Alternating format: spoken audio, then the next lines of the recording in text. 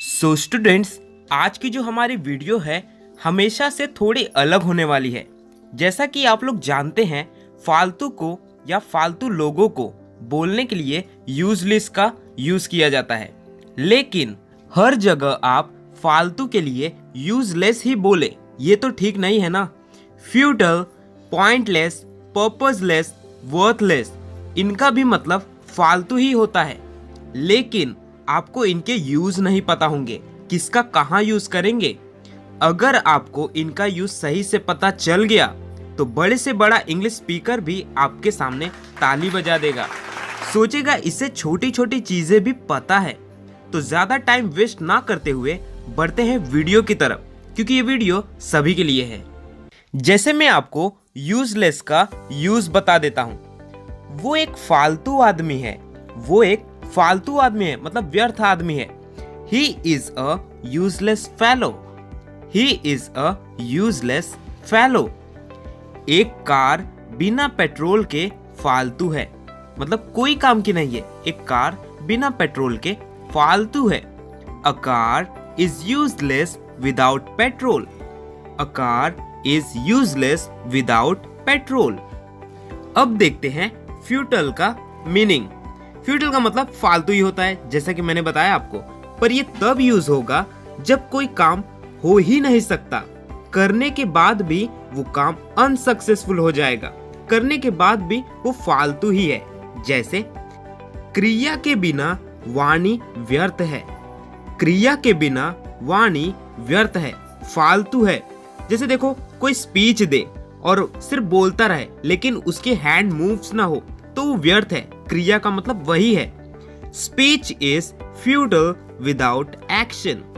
Speech is futile without action. काम जारी रखना व्यर्थ था।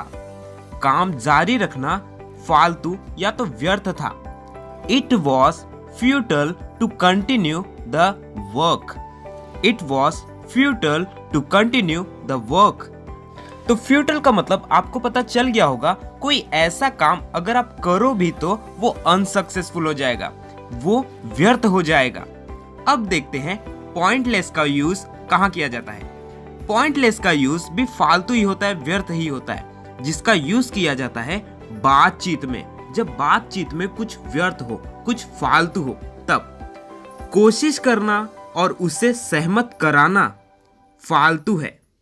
कोशिश करना और उसे सहमत कराना फालतू है। It's pointless to try and make him angry. It's pointless to try and make him agree. इस मामले पर बहस करना फालतू था। इस मामले पर बहस करना फालतू था। It was pointless to argue the matter. It was pointless to argue the matter. देखो, बातचीत में अगर कुछ आपको बताना हो फालतू चीज तो आप पॉइंटलेस का यूज कर सकते हो। अब देखते हैं पर्पसलेस, जिसका मतलब होता है फालतू, व्यर्थ, लेकिन इसका यूज तब किया जाएगा जिस चीज का कोई उद्देश्य ही ना हो, मतलब ही ना हो। जब जिसका उद्देश्य नहीं है, जिसका साफ साफ मतलब है कि वो फालतू है, वो चीज व्यर्थ है। जैसे जिसका कोई लक्ष्य ना हो, उसका जीवन उद्देश्यहीन है, मतलब फालतू है। जिसका कोई लक्ष्य ना हो, मतलब अपने जीवन में उसका जीवन उद्देश्यहीन है, फालतू है। One who has no goal, देखो किसी का लाइफ में गोल ना हो। One who has no goal, his life is purposeless, मतलब उसकी जो जिंदगी है उद्देश्यहीन है, मतलब उसका कोई पर्पस ही नहीं है। फालतू की बैठकों में भी समय बर्बाद हो सकता है। फालतू की बैठकों में भी समय बर्बाद हो सकता है, जिसका मतलब है जैसे 4-5 लोग आदमी बात करे एक साथ बैठकर, वो बैठक जिसे हम बोलते हैं, उसमें अगर आप बातचीत भी करो तो वो उसका कोई उद्देश्य ही नहीं है, वो फालतू है। तो आप बोल सकते हो, time may also be wasted in purposeless meetings. देखो, मीटिंग्स में भी बातचीत करना जिसका कोई उद्देश्य नहीं हो सकता, जिसका कोई पर्पस ही नहीं हो सकता, वो चीज फालतू है। Time may also be wasted in purposeless meetings. अब देखते हैं वर्थलेस, जिसका भी मतलब होता है फालतू, लेकिन इसका यूज तब होगा जो चीज संपत्ति में या फिर प्रॉपर्टी या फिर मनी में फालतू हो।